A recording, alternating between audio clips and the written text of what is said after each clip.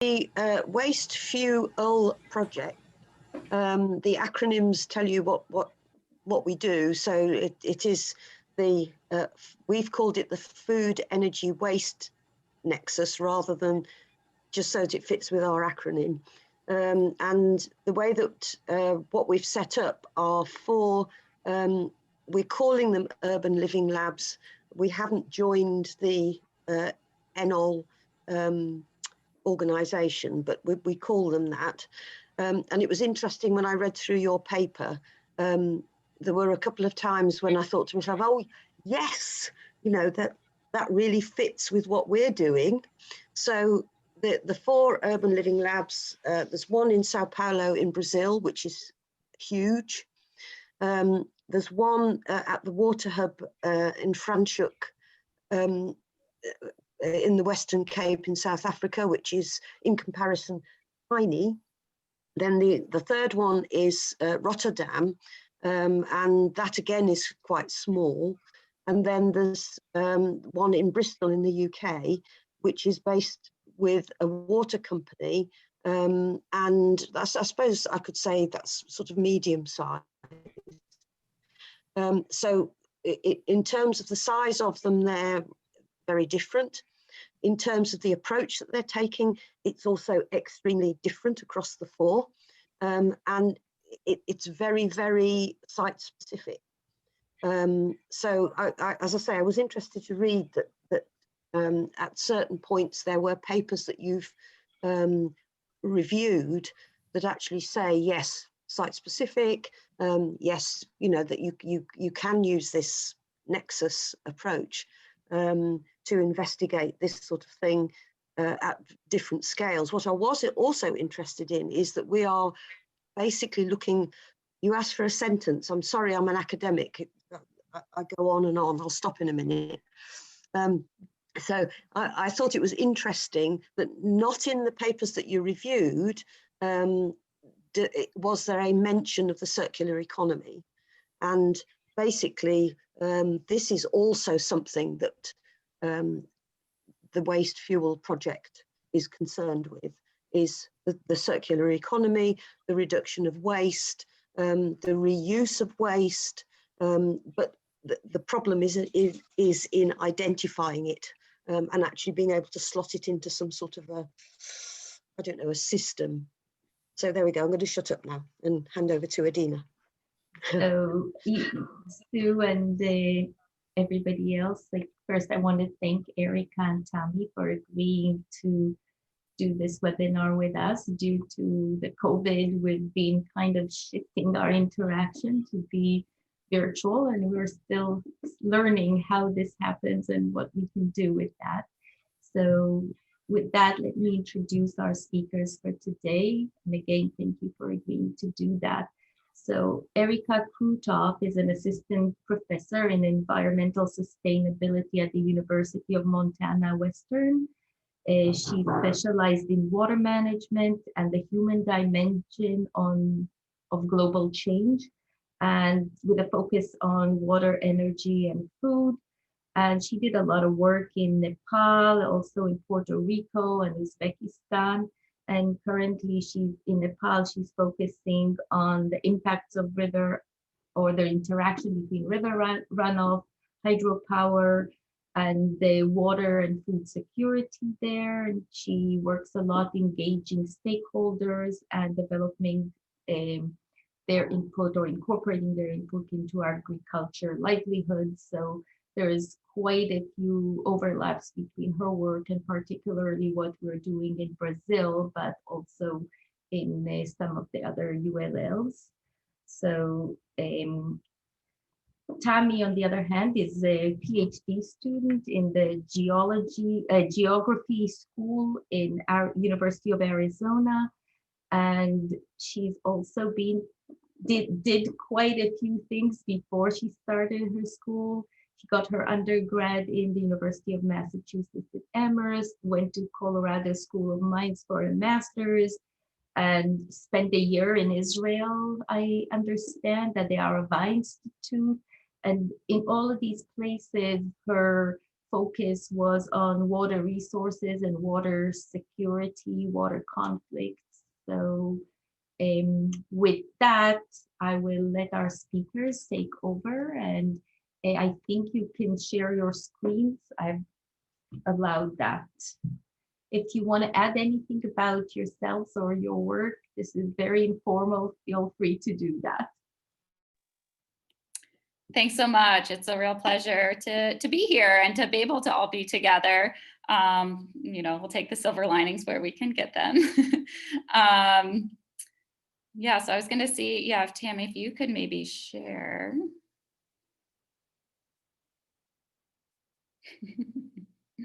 Thank you. Did not set up. So we also, I mean, our talk today is, we want it to be informal. We would love questions. If you have questions as you go, please, you know, feel free to ask. And we're actually going to invite you to have a kind of a discussion about Nexus methods at the end, which I'll get into. But yeah, we're presenting today on our paper, the Water Energy Food Nexus, a systematic review of methods for Nexus assessment. And this paper really came from Tamee and I were both students at the University of Arizona, and we were getting into the Nexus literature and focusing on Nexus research, and had a lot of questions about the methods and what is actually being done, what's being used. So that was kind of the background of why we dove into this review paper. And we both have backgrounds in hydrology and then moved into the geography realm. And so we're both very interested in interdisciplinary work and how do we bridge some of those physical social science questions and research.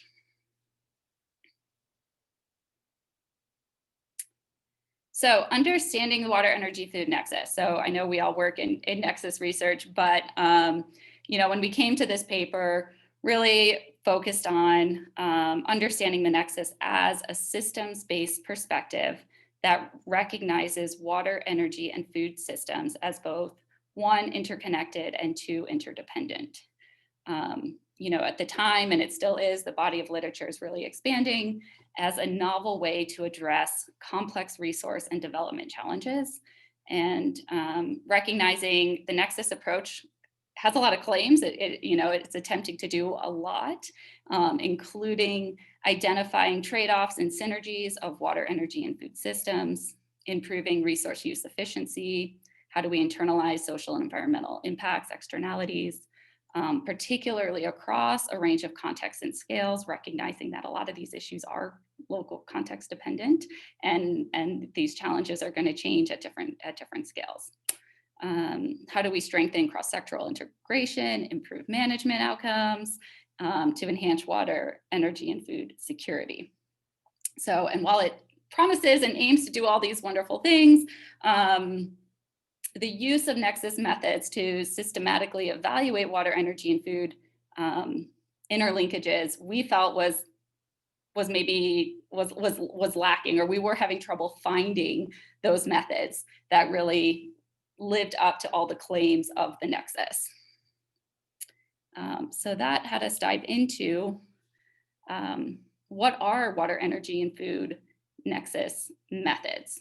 And so this paper reviews kind of all the methods that had been used up through 2016 to provide a knowledge base of what's being done, what's being used, how is it being done, and with the idea that we could then promote further development of analytical methods that better align with Nexus thinking, with the conceptual framework.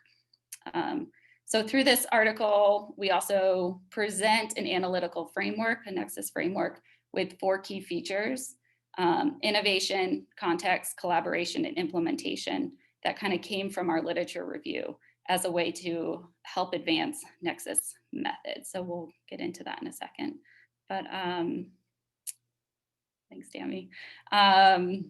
So as I mentioned, yeah, we'd love to invite you to kind of have a discussion about these methods and in your own work as well at the end of the presentation. It's a pretty short presentation, and yeah, curious to hear from you.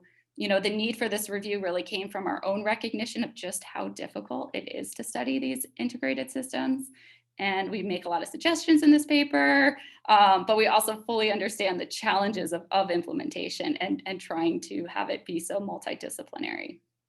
And so there's a lot to talk about, and so that's what we're interested in.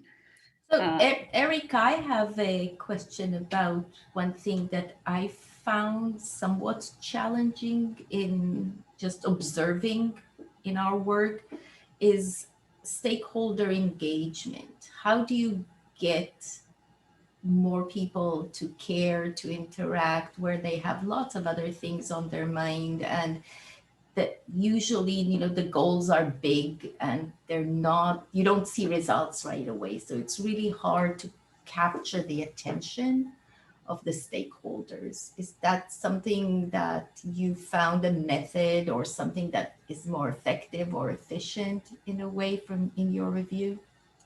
Yeah, I know. So Tamee will definitely get into a little bit more of that in the second half and kind of walking through that. Yeah, no, it's I think it's an ongoing challenge, and we will present some studies that at least direct you to some studies that could help hopefully assist and think about how do you do stakeholder engagement and combine stakeholder engagement with other tools, with other methods, because they can complement each other. So yeah, thanks for that question, and we'll try to revisit that as we go. But yeah, and so please be jotting down questions and thinking about how your own work connects or not with what we'll be presenting. So I just put this figure here as just kind of a signpost, so that when Tamee's going to be going into this analytical framework in more detail, but that way you can be thinking about how your methods, how your research connects to this.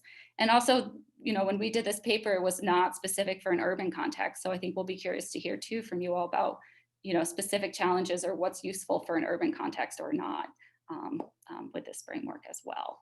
So, but that collaboration piece, so the stakeholder engagement and implementation, stakeholder engagement really falls into both of those.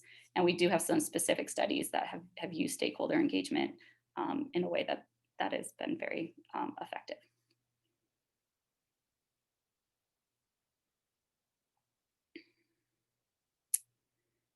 So through a systematic review of Nexus literature, you know, we identified 245 articles were selected for the review. And so this was all peer reviewed.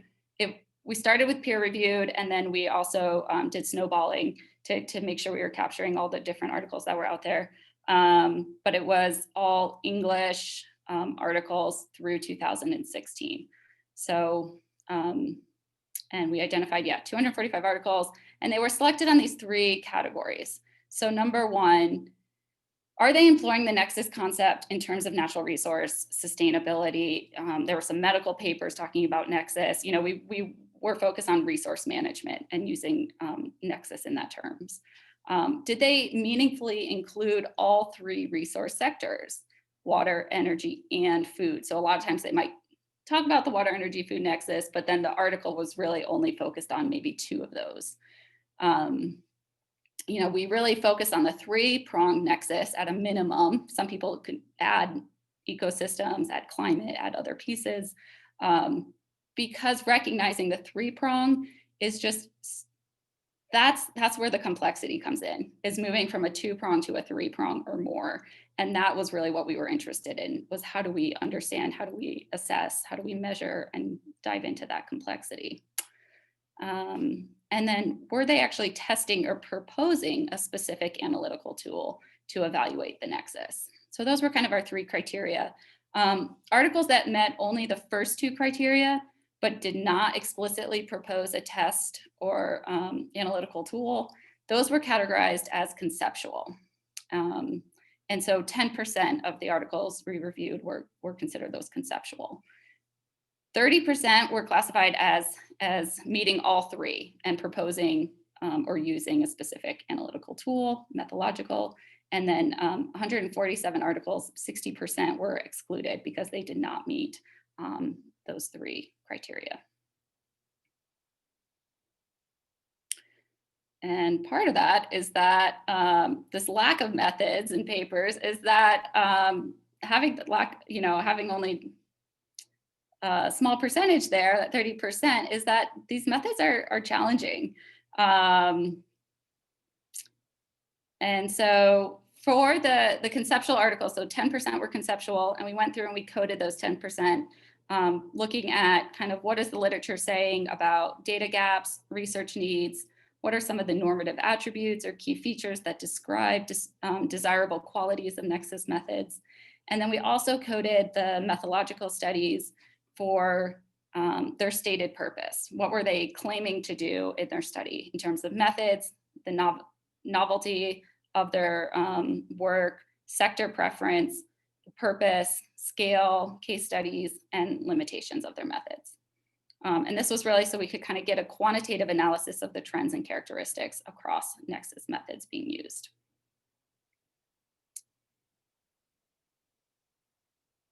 Yeah, so the fact that only 30% presented Nexus methods or proposed specifically analytical tools, I think really speaks to the challenges of doing Nexus work. It's hard.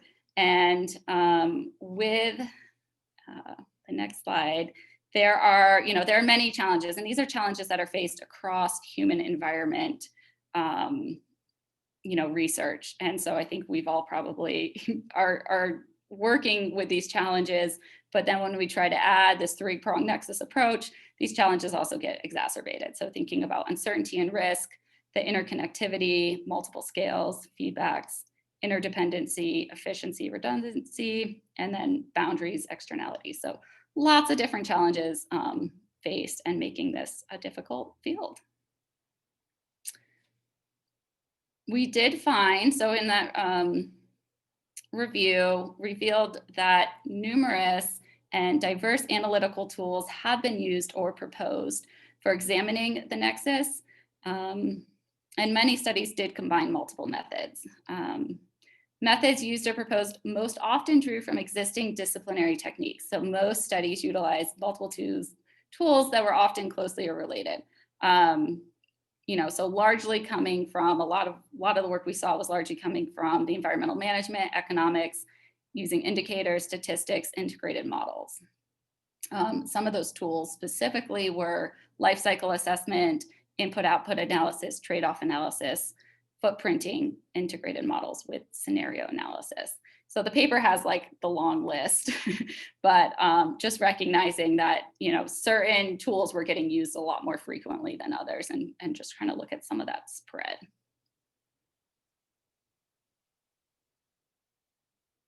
And what we found were a lot of tools were being used from all these other disciplines, but there were very few papers that really introduced kind of a new tool or a new combination of tools that were specific to a Nexus question.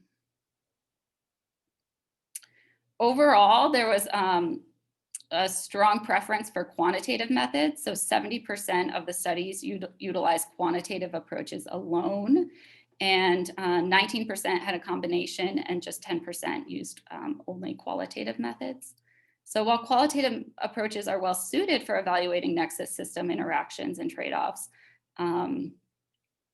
quantitative approaches are well suited. The qualitative methods are also important and offer contributions to design and also thinking about implementation of resource use policies that are going to actually be socially and politically feasible. And so again, like kind of in reading about the Nexus, there's all this talk about the need for Nexus assessment results to be easy to implement, need to help support policymakers, decision makers, and on the ground implementation. And yet we weren't seeing the methods kind of reflecting that, those aims.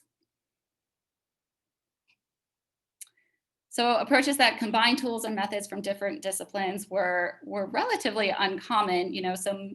So a lot of papers were using multiple methods, but often from the same discipline. But many papers too were just using one method, and just some of those limitations in trying to understand water, energy, food systems with one method. Some examples of where they were pairing different things was just pairing policy analysis with water balance modeling, or hydrologic models with spatial analysis and participatory scenario analysis. Excuse me.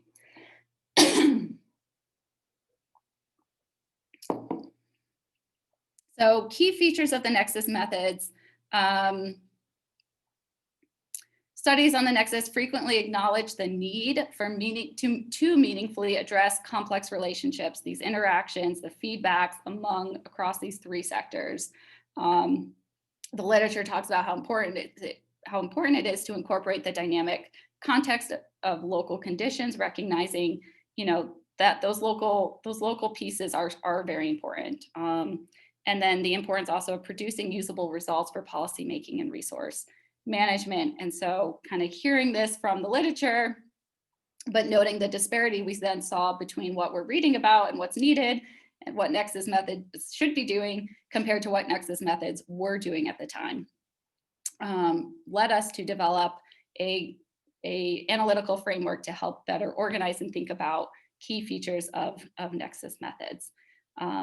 And so with that, I'm going to pass it on to Tamee to discuss that analytical framework. Great, thanks. I'm going to try to drive and talk at the same time. So here we go. And if you want me to share, I can. If that helps. I think it'll be okay. We'll try it. So great. So Arica gave a great overview of kind of the methods that we use to develop this framework. But really, what we were trying to do with the paper is provide some sort of guidance or some sort of tool to help both assess existing methods for Nexus research and design methods that could be perhaps more useful and more effective toward meeting the aims of Nexus research. So based on this literature review that we did, all the different papers that we reviewed, we were able to gather and synthesize key recommendations and findings from all of these different studies and kind of put those together into these 4 categories. And so these we present as kind of key features or normative attributes that we might use to assess Nexus methods and that we might understand would characterize more effective Nexus approaches.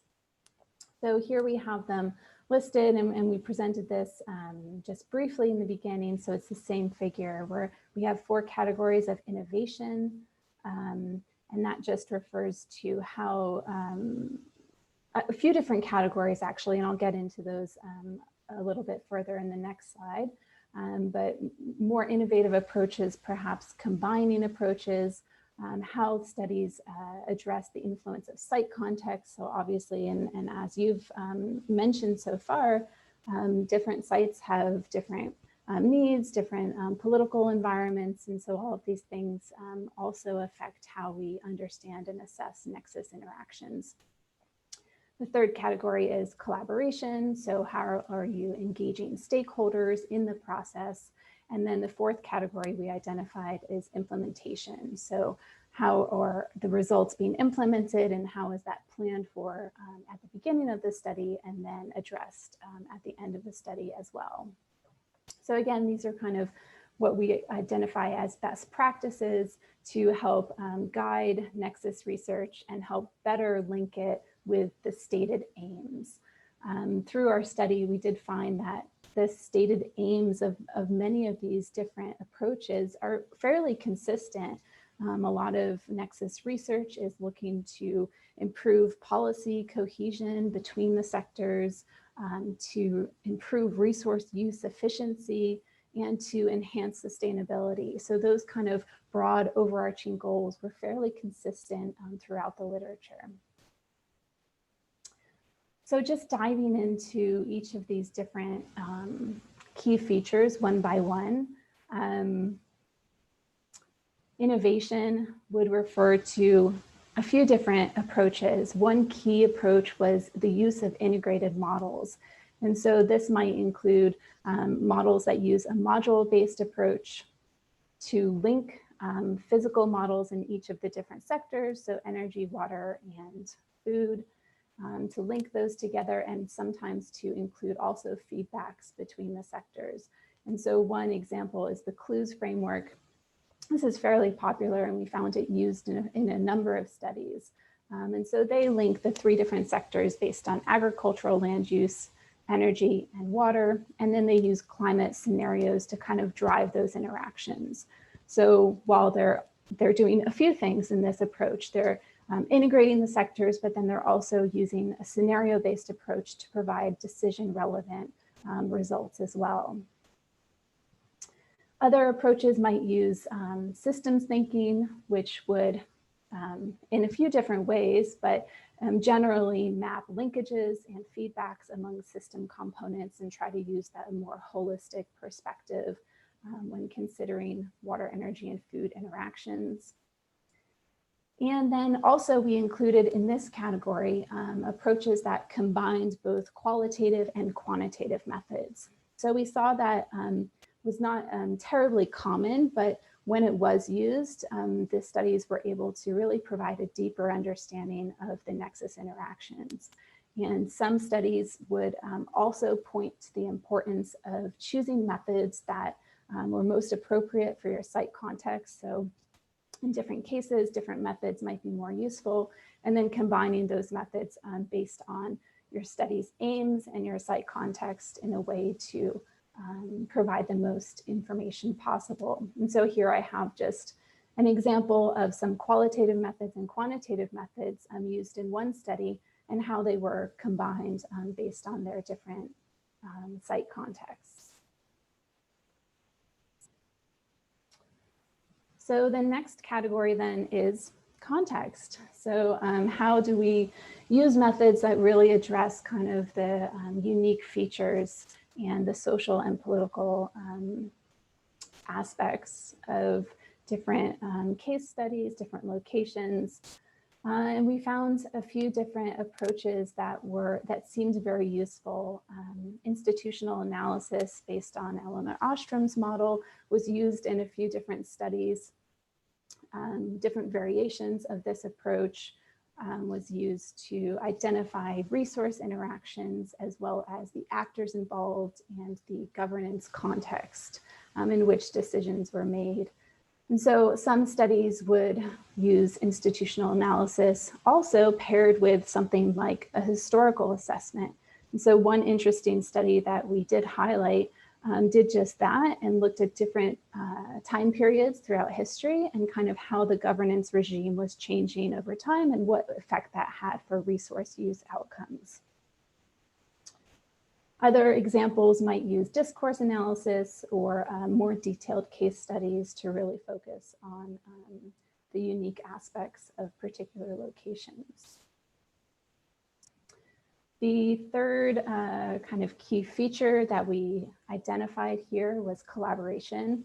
And so this again includes how you engage with stakeholders, how you include them in the process, how you design the research to address stakeholder needs and interests, and then also how this study can be designed to really include interdisciplinary models and approaches.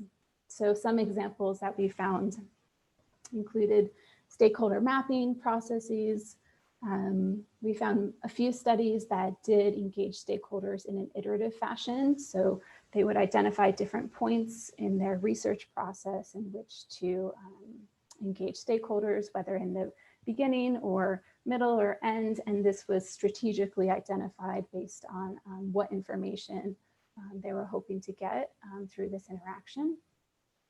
Other studies used engaged with experts and or included kind of the goal of developing a community of practice as part of their research to share knowledge and kind of exchange knowledge with stakeholders and researchers alike.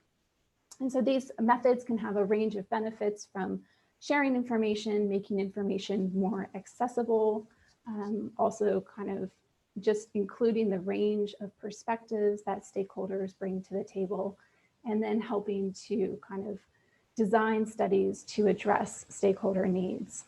One thing to kind of address your question a little bit, Adina, is that some of the studies that we found that seemed very effective did use transdisciplinary methods.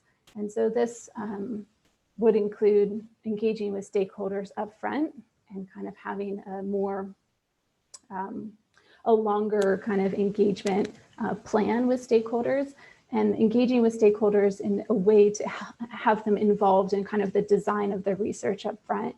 And so there were a few studies that described methods in that sense, and we felt like they really were able to then better implement their results kind of at the end of the study, because they're designing the study to address those needs kind of at the get-go. So we can talk a little bit more about that. And there's also great literature on transdisciplinary methods and co-production, and that could be useful in this context. So participation and stakeholder engagement definitely leads into and helps with implementation. And so implementation is our fourth key feature. And there were studies that addressed implementation in different ways, but I feel like implementation is definitely an ongoing challenge in many studies. And one key aspect is really planning ahead. And so designing the research to address relevant questions that decision makers would be interested in, and providing information that is easily understood and easy for decision makers or other stakeholders to act upon. One study that I'm highlighting here is a UNECE methodology for Nexus research in transboundary contexts. And this study, it was quite, I guess, purposeful in how they engaged with stakeholders and how they really planned for implementation of the results afterwards. And so I think that this study speaks to the need to kind of balance between the complexity of Nexus questions and kind of the complexity of methods that might be needed to answer those questions, and then balancing that with the need for usable results, the need for information that you can provide that people can actually make a decision based on. And so kind of balancing the complexity and the usability of your research. This was a good example of that. They definitely leveraged kind of the easily accessible information on the front end using some indicators and secondary information that was already available, and then strategically interacted with stakeholders throughout the study at key points in order to make it more relevant. So we used these four key features to analyze our studies. And so we had selected I think it was 73 case studies. And so then we used these four key features to analyze their methods. So we were able to go through and kind of assess the degree of how they use these four key features, and identify some methods that we thought were really models that we could then present. So if you recall in the paper, we do present a table, and there are 18 kind of selected methods. And that table we present as a resource to review and kind of look for methods that might address similar questions to what you might be looking at, and to understand kind of the benefits and limitations of these methods as well. And so that is table 3, where we present that in the paper. So one thing that was very interesting is that the studies that we reviewed, the urban scale was actually less common. Probably less than 10% of the studies that we looked at really focused on a city or urban scale. And so we're very interested today in talking with you about how some of these methods could be scaled for an urban context and could be applicable to the kinds of questions that you're looking at in these urban labs. I found it interesting that there were not that many Nexus studies that we found at the urban scale, because there are definitely some unique challenges that are relevant in urban contexts, particularly around scale. Obviously, urban systems are not independent and rely on resources that are sourced outside of their boundaries. And so there's definitely cross-scale dynamics that are really important for food, energy, and water resources. the boundaries of where do you kind of draw those boundaries when you're doing an analysis. It's a very important question and can have implications for your work. Also, the externalities, what sort of impacts the urban systems and resource consumption in urban contexts will have on downstream areas and other and areas regionally is also a key question to ask. And then implementation, I feel like, could be a key challenge in urban contexts. Cities have a strong need to model and forecast future resource needs and demands and plan for them and kind of reduce risks and increase resilience in their resource systems. And so being able to effectively implement these kind of cross-sector coordination and cross-sector solutions is really important for future resource availability in urban contexts. So let's see. Some of our kind of key takeaways then. Our literature review revealed, well, we already knew, I guess, that Nexus research is challenging and complex. This is, very clear. It's something that we felt like many studies were really grappling with how to address this complexity while agreeing that it was important and that there could potentially be some really interesting solutions that integrate across sectors. There's a need to balance kind of that complexity with the usability of both your methods and your results. We were able to use our literature review to identify these 4 key features that we're really hoping can help both to assess Nexus methods that are already being used and help to guide the development of effective methods and effective studies that can help advance kind of these Nexus solutions. We found that social science methods were underrepresented, but can make a strong contribution in terms of addressing site context, dealing with social and political aspects that can really be barriers to implementation and can affect what sorts of solutions achieve the aims of the Nexus research. And so now that we've kind of presented the paper, we presented this analytical framework, it'd be really fun to kind of return to some of these questions that we posed in the beginning and have a little discussion, learn a little bit more about your work. We'd be really curious to know what methods you're using, what you're thinking about doing, kind of how those methods fit in with some of these key features, if that's a useful way to think about it to you. If you'd like, we'd like to open it for a bit more of a discussion at this point. Cool, thank you, Tamee and Arica.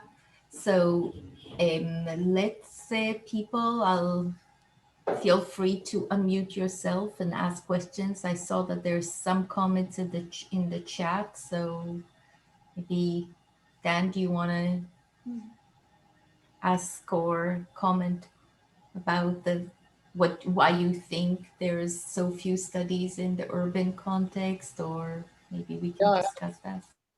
But firstly, thank you. That was really, really interesting and very, very useful, as Sue said, and very relevant to what we're doing. I mean, I guess reading between the lines, because it's food, energy and water, right? A lot of that's to do with agriculture and water systems outside of urban areas. People tend to see, I'm an urban planner, so people tend to look at urban centers as about people and buildings and all that sort of stuff, rather than necessarily about food, energy and water. So I'm not really surprised that it's only 10%, but I think it's a really revealing finding in terms of people's thinking in this space. A question I had was about the implementation slide you showed earlier on, because a lot of what we're talking about is to do with impact. And when I talk about impact, I don't mean academic impact. I mean, real world impact or external impact or societal impact, whatever you want to call it. You had a slide a while back about the implementation. This one? Yeah, and I was trying to get could you just say a bit more about, I couldn't quite, I was looking down at the reference to it. It says it's about, again, it's river basins, so it's not urban. Mhm. But you know what the context for that was? Were they trying to, what sort of societal or other kind of real world impact were they looking to achieve? And I'm just wondering whether that or any other studies you might have might be useful for us in trying to unpick that kind of impact side. Yeah, my understanding is that this study in particular is a methodology that UNECE developed to be implemented in transboundary river basins. And so I think that it's developed specifically to be transferable among basins, so different site contexts, but definitely at the transboundary level. So dealing more with national level information, that sort of thing. So I did highlight this. I really appreciate kind of the strategy that they're using and how simple it is, and kind of, as I mentioned, that balance between complexity and implementation. But yeah, I think, you know, maybe some modifications would need to be made to kind of scale this down to an urban context. But perhaps kind of the use of indicators and kind of starting with information that's already available might be really interesting. I'd be curious to know kind of what information you could find at kind of the urban scale that's already being monitored or assessed in some way, and then kind of start from those indicators or statistics and kind of see where you can go from there to then link it with food, energy, water systems. Thank you. I mean, one of the things we've found, just a final point, and I'll stop, but one of the things we've been finding, and we're finding the same thing on this other project we've got, is that the process of co-production actually takes a lot longer than you anticipate. And it, you know, we're almost, you know, we're over 2 years into our program, and it kind of feels as though we're only just getting to the stage where we're able to start now sort of looking at impact in a much more serious way. So anyways, it's that co-production and timescale issue seems to be a particular challenge. So co-production is then something that you've already been implementing in the design for some time? Yeah, so I mean, in Bristol, I mean, as Sue said in the beginning, the 4 different urban living labs are different, but we're engaging in co-production in different ways, all of us. But so in Bristol, we have, we started off with 3 main external partners. 2 of them are sort of charities. One of them is a big infrastructure company, or charity / think tanks, I guess. And then we're slowly building that. So we've got 2 other external partners that have brought in, and we've been engaging through workshops previously with a wider range of external agents. But then it depends what you mean by co-production, because co-production could be internal across the group, or external with the wider stakeholder group. So, I mean, research should be, well, interdisciplinary, transdisciplinary research should be co-productive. Depends if you just mean with the public or anything else. So yeah, that definition of co-production is wide varying. Agreed. So I think just to keep track, after Dan, maybe Jana, and then Marco, I see they raised their hand. So Tamee, go ahead. I was just going to say a key piece there, though, is that, I mean, at least from what we found, is that hopefully all that time and energy will pay off. It is very time consuming, but that by incorporating those, by incorporating that co-production, you're going to have, you know, results that are going to be much more robust and methods that are much more robust. So hopefully it's all pays off. Hopefully, yeah.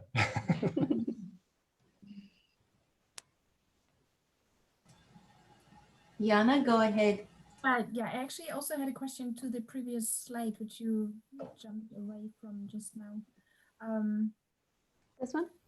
Yeah, thank you. So basically what I would like to learn a little bit more about is what you mentioned here on this slide, by having been done in this paper by Strasser, I believe, around Nexus dialogue. If you can expand on what they were actually doing, because we had at the beginning in the Bristol Urban Living Lab, we actually did have workshops where we tried conversations around Nexus sort of connections. And basically what we did, we ran 3 different workshops with this sector separately and asked them about their own sort of challenges, but also considering where do they see the nexus taking place, where there are currently existing overlaps, where sort of technology is addressing certain things, where is there a need to think about the nexus more, develop certain interventions, not just technological, but maybe also others.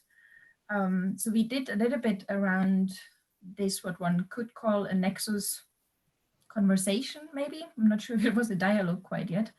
But if you could just expand a bit more of what they were doing when they had this nexus dialogue, that would be very interesting. Thank you. Yeah, I mean, my understanding is that they did have kind of cross-sector workshops and discussions to identify kind of what nexus issues were relevant to stakeholders and kind of in the different river basins. But there's this paper on this study, and then there's also some other resources about the methodology.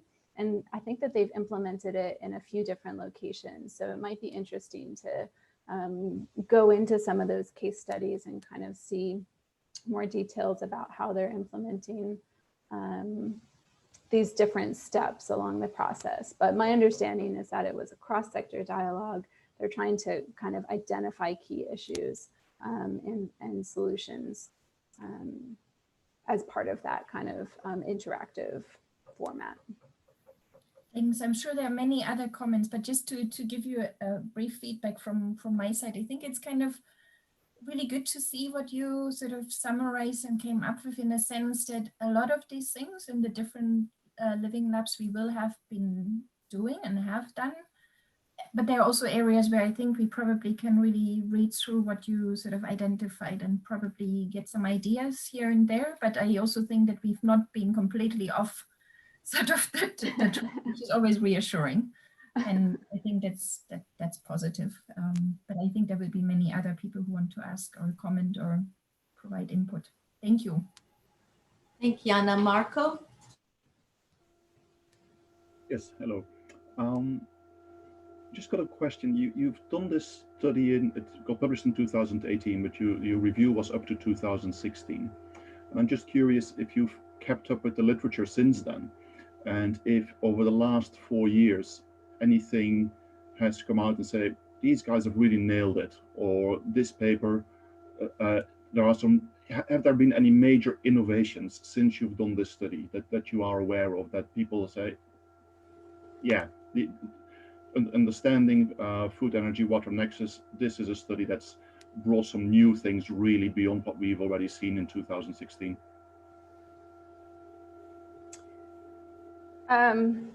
Okay.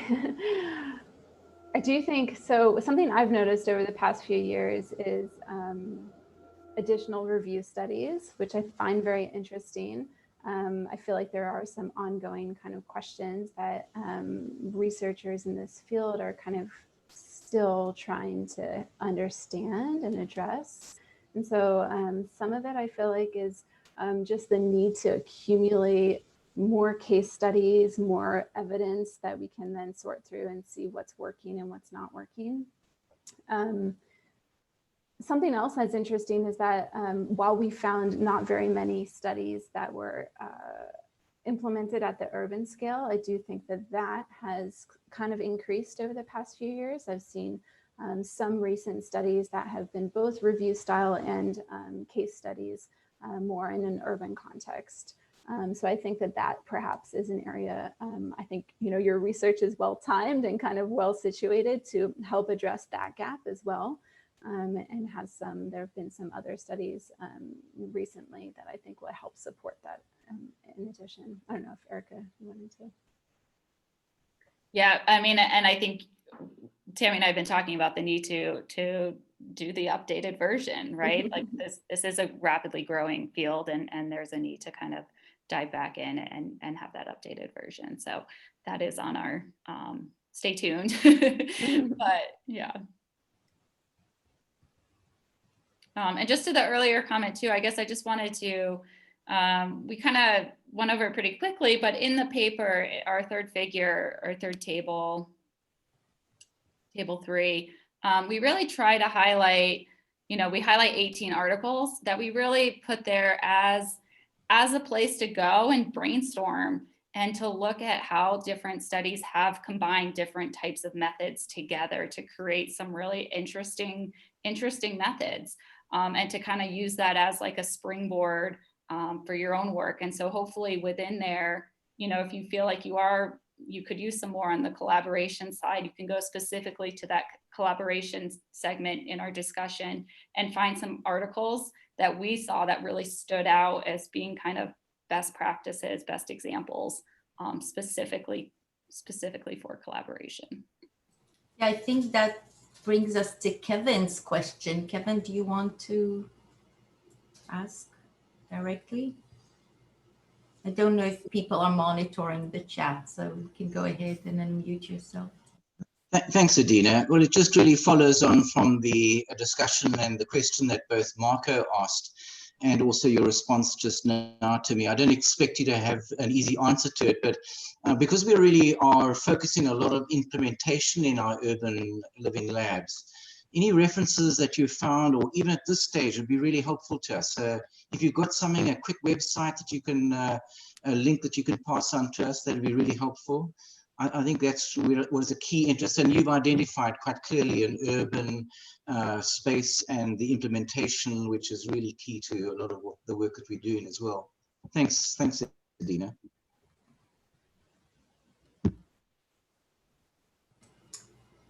In that respect, I have somewhat a related question, and that's about knowledge transfer.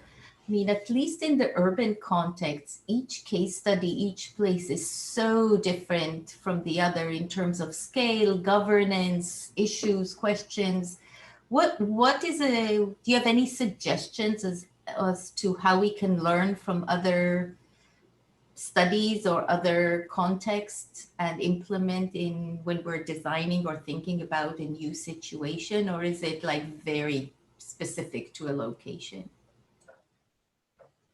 I'm asking that because even within our urban living labs, you know, in the 4 different labs, the problems and the issues seem to be very distinct. Mm-hmm. I think that highlights the importance. I mean, I think it is very context specific, but the importance too of reaching out to who's going to use this information and what's going to be most useful, and having those conversations for those different localities as being an important piece, and that translation side of and sharing that knowledge. Okay, it looks like some people were like at the end of our hour and some people are starting to leave. So if there's other questions, I know there's a few other people that put comments on the chat.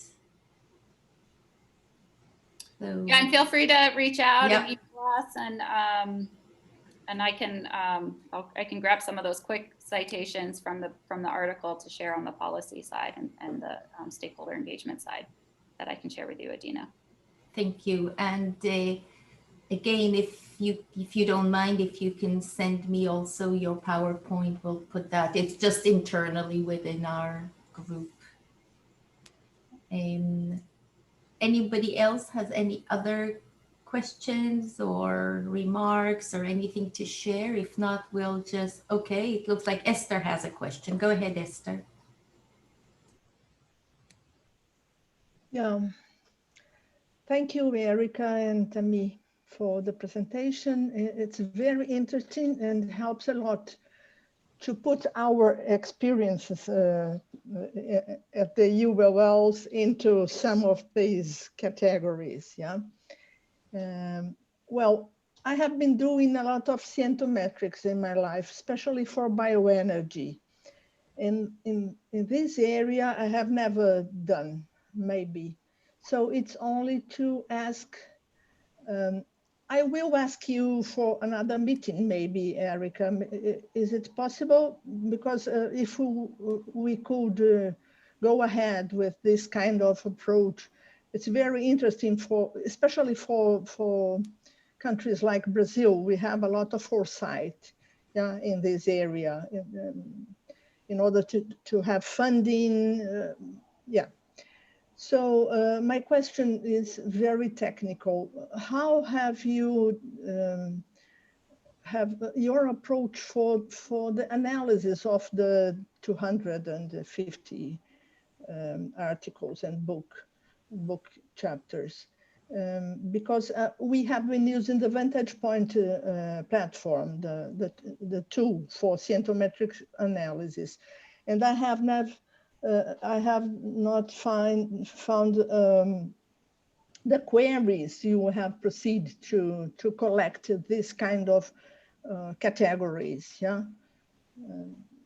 So we could talk about it other time, but only to understand, because I have found only one citation of scientometrics methods. So how did you proceed with the analysis of the results? I think Esther is asking about your method of doing the literature analysis and queries, and in order to write the review. You have only bars, yeah, of areas of science and technology and knowledge areas to begin the analysis, to the discussion. We have been dealing with clusterization methods, and of course with the lexicographical analysis of pairs of words.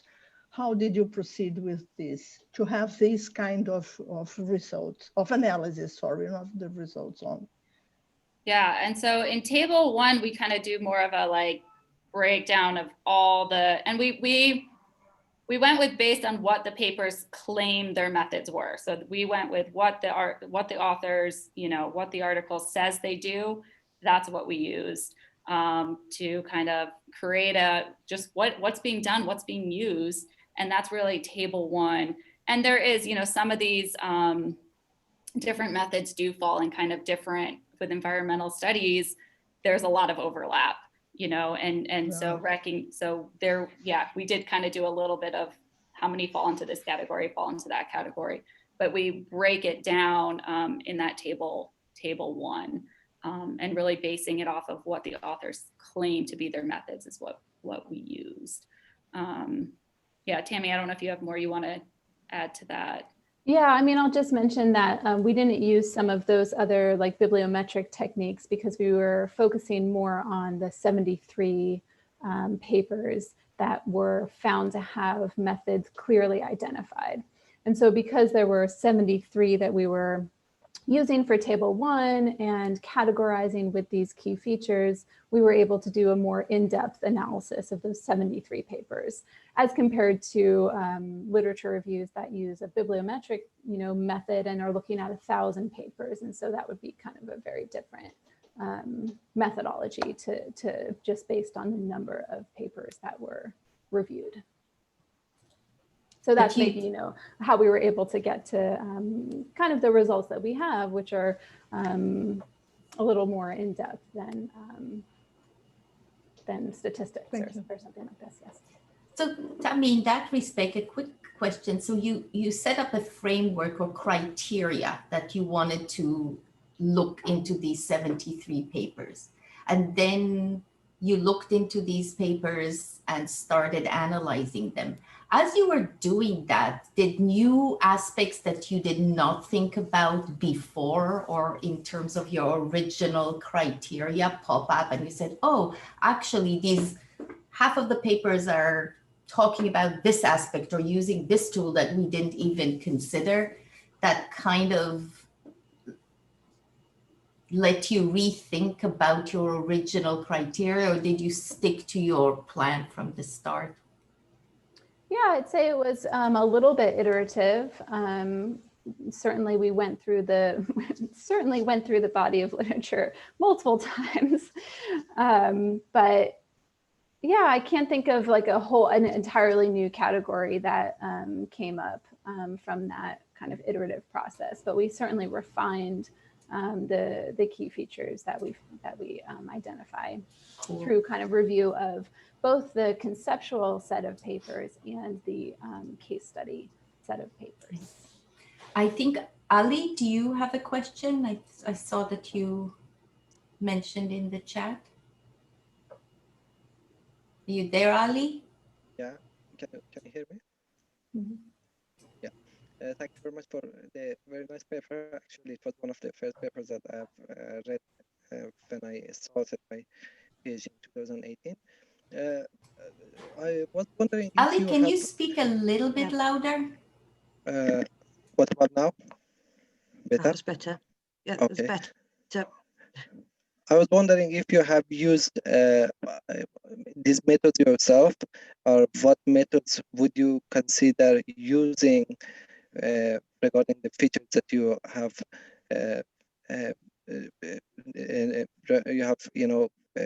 gathered in your paper. What methods would you recommend to use? Any specific method? So I think Ali is asking about your own work and not the review now. Whether you would. Sorry, I was asking about the Nexus methods. So you have mentioned like thousands of like Nexus methods.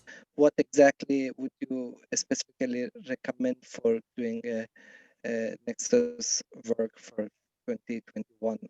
Because right now I'm working on my methods, so definitely I need to consider dynamics modeling because it is part of my PhD project. I found, for example, life cycle assessment a very nice, interesting method, which has been, advocated like by many Nexus authors. And for example, you mentioned about transdisciplinary. I don't know how exactly I can integrate other methods to show my research more like transdisciplinary. Yeah, and I think our big takeaway from doing this is that there isn't going to be one way to do it, but so much depends on the context, so much depends on your questions and goals. But at the same time, the key takeaways that we saw were that combining the quantitative and qualitative, really working with, and one person can't do it all. And so, having just finished my dissertation, it's like, you can't do it all as one person, but when you can work in a team, you can really work to bring in these other pieces and how important that is. And so really trying to, we found that these 4 pieces, if you can try to incorporate these 4 pieces, and when studies, and none of the studies did, I don't think, Tammy can correct me, I don't remember if any studies did all 4, but we kind of highlighted ones that did a really good job at implementation or a really good job at collaboration, or 2 of the pieces. And so much is going to depend on your own work, but at the same time, in my own work, I've been trying to do a lot more of the participatory, working a lot more with stakeholders, with the people to really understand the local issues and making it really relevant. Okay, it looks like I don't see any more questions in the chat. So let's thank Arica and Tamee again. And thanks a lot. That was very helpful, just thinking about all the methods and where and what we can use it in our project, and wishing you all, both of you, luck in your future careers and implementing all of these challenging methods yourselves. Thank you all. Thanks very much for having us. Thank you very much. Yeah. Yeah, thank you. Very much also for the early hour and Yes. yeah. Okay, Was very bye. interesting. Bye. Bye everybody, and stay safe. Yes, Yes, and take you. care, everyone. Bye-bye. Bye.